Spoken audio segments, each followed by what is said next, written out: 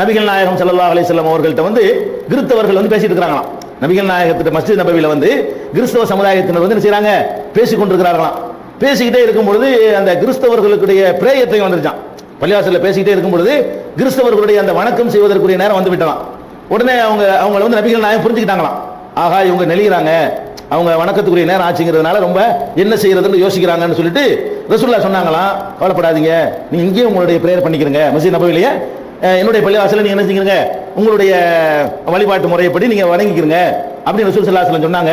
பார்த்தீர்களா, இது வல்லவா மனிதநேயம். இப்படி ரசூலுல்லாஹ்வுக்கு புகழ் சேர்க்கிறோங்கிற பேர்ல இது இஸ்லாமிய நிகழ்ச்சி, இஸ்லாமிய நிகழ்ச்சி என்ற பெயரில் இது வந்து ஒளிபரப்புறாங்க. இது மாதிரியான ஒரு சம்பவம் ரசூலுல்லாஹ் காலத்தில் நடந்துச்சா? யாராவது பேசிட்டு இருந்தாங்களா? அப்ப வந்து பள்ளியில் போய் தொழுவு சொன்னாங்களா? இந்த சம்பவம் நடக்கல. அது இது நல்லதும் கிடையாது. இஸ்லாம் என்பது வந்து அது ஒரு கொள்கை, அந்த கொள்கைக்கு ஏற்றபடி தான் ரசூலுல்லாஹ் நடப்பாங்களே தவிர அதுல காம்ப்ரமைஸ் வளைஞ்சு கொடுக்கறதுலாம் கிடையாது. இஸ்லாமிய கொள்கையை பொறுத்த வரைக்கும் எப்படி சொல்லுதுன்னா, லா இலாஹன்னு சொல்லுது, வணக்கத்துக்குரியவன் அல்லாஹ்வை தவிர யாரும் இல்லைன்னு சொல்லக்கூடிய ஒரு மார்க்கம். அல்லாஹ் வணக்கத்துக்குரியவன், மற்றவங்க வணக்கத்துக்குரியவங்கன்னு சொல்லக்கூடிய ஒரு மார்க்கம் கிடையாது.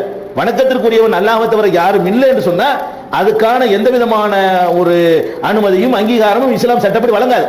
அப்படி இருக்கும் பொழுது வணக்கத்திற்குரியவன் அல்லாஹ்வுக்கு மாத்திரம் வணங்கப்பட்ட ஒரு கட்டப்பட்ட ஒரு பள்ளிவாசல், அன்னல் மசாஜிது லில்லாஹ், பள்ளிவாசல் எல்லாமே அல்லாஹ்வுக்கு சொந்தமானது. ஃபலா ததுஉ மஅல்லாஹி அஹதா, எனவே அல்லாஹ்வோடு யாரையும் அழைக்காதீர்கள். அல்லாஹ் குர்ஆன்ல என்ன சொன்னா பள்ளிவாசலை பத்தி, இது அல்லாஹ்வுக்கு சொந்தமானது, இதுக்கு உரிமையாளர் அல்லாஹ், ரசூலுல்லாஹ் கிடையாது. அந்த பள்ளியில் அல்லாஹ்வுக்கு சொந்தமான பள்ளியில அல்லாஹ்வை தவிர யாரையும் அழைக்க கூடாது.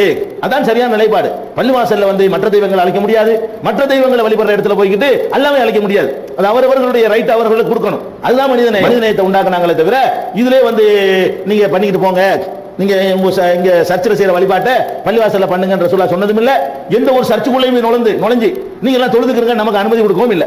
அவரவர் லக்கும் தீனுக்கும் வலிய தீன் தான், அவங்கவுங்க மார்க்கத்தை அவங்க கடைபிடிச்சிட்டு போகணுமே தவிர ஒருத்தர் வந்து இன்னொருத்தருக்காக தன்னுடைய மார்க்கத்தை விட்டு கொடுக்கணும், வளைஞ்சு கொடுக்கணும் என்ற சித்தாந்தத்தை ரசூலுல்லாஹ் சொல்லவே இல்லை.